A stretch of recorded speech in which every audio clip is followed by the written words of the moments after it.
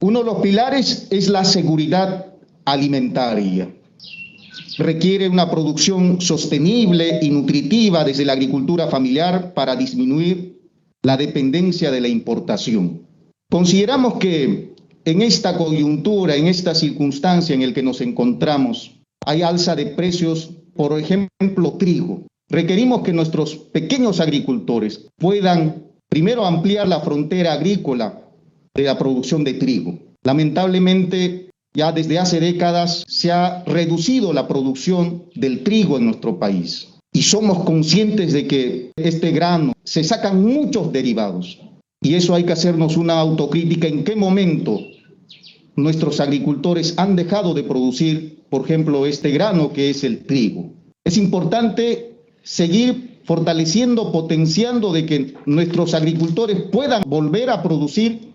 Y otro de los pilares es la asociatividad y el cooperativismo. Desde el Agroideas, un organismo público descentralizado del Midagri, se ha estado avanzando con la asociatividad, se ha estado impulsando la asociatividad y consideramos que estas asociaciones, por ejemplo, se puedan juntar y puedan avanzar al cooperativismo.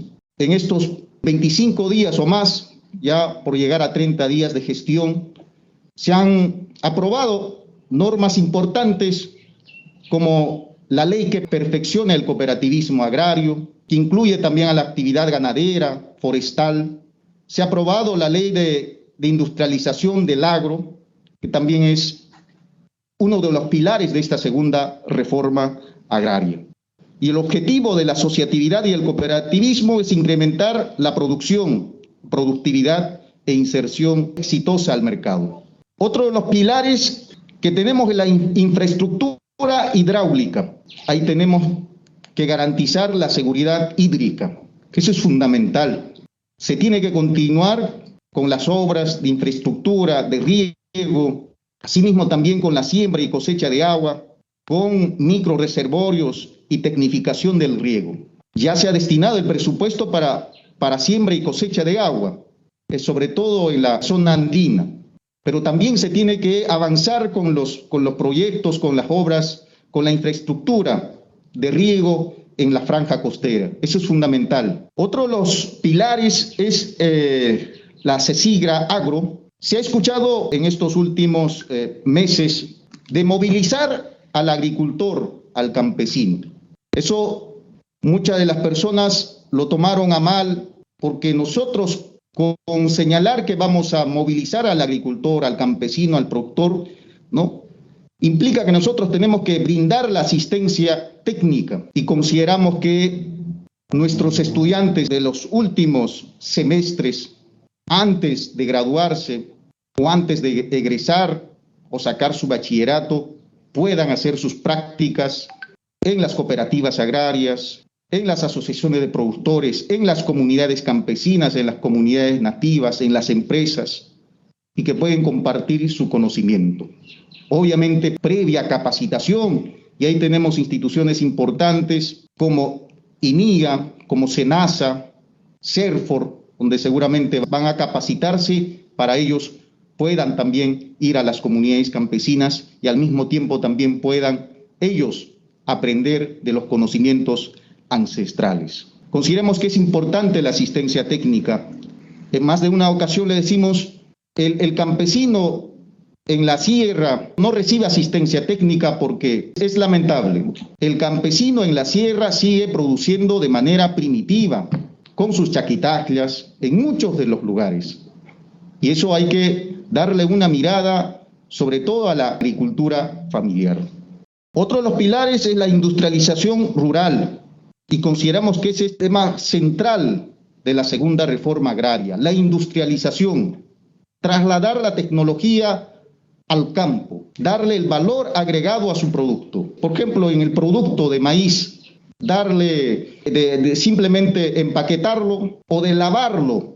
Por ejemplo, en este caso el maíz, eso inclusive ya duplica su precio, pero si podemos hacer otros derivados, ¿no? Entonces eso es fundamental. En esta industrialización es importante las plantas procesadoras de papa, de quinoa, ¿no? Y de otros productos, obviamente. Mercados de productores y compras estatales a la pequeña agricultura para los programas sociales, comedores populares y ollas comunes. Ha habido experiencias importantes en los mercados de productores, de la olla a la chacra. Hay que seguir impulsando estas experiencias. Las compras estatales, ya tenemos una ley que el Estado pueda comprar hasta el 30%.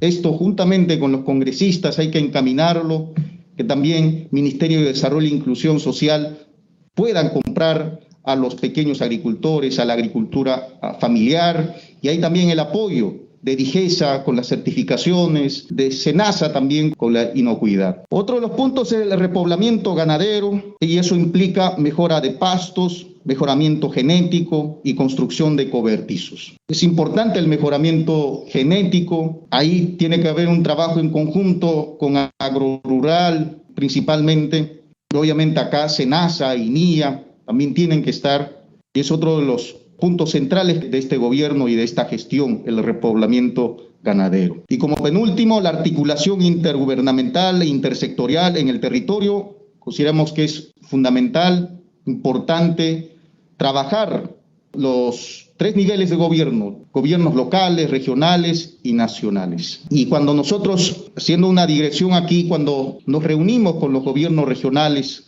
inclusive hay duplicidad de trabajo y esas cuestiones también hay que corregir en este punto, ¿no? Con los gobiernos regionales y seguramente se pueda también discutir la descentralización de algunos proyectos o OPDs, pero hay que buscar también el marco normativo en tal sentido. Otro de los pilares, crédito desde un banco de fomento agrario al servicio principalmente de la agricultura familiar.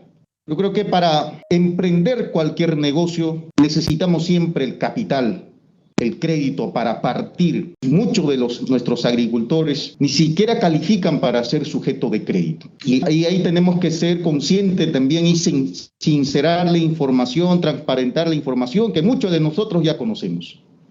Ahí tenemos la ley de agricultura familiar, la ley de promoción y desarrollo de la agricultura familiar, y sobre todo divide en 3 a los agricultores. Una agricultura familiar de subsistencia, una agricultura familiar intermedia y otra agricultura familiar consolidada. Por ejemplo, ¿qué porcentaje de los agricultores se encuentran en la agricultura familiar de subsistencia? El 80%, que solamente producen para el consumo. Entonces hay un desafío que se tiene que intervenir y seguramente estos se encuentran principalmente en las comunidades campesinas y en las comunidades nativas.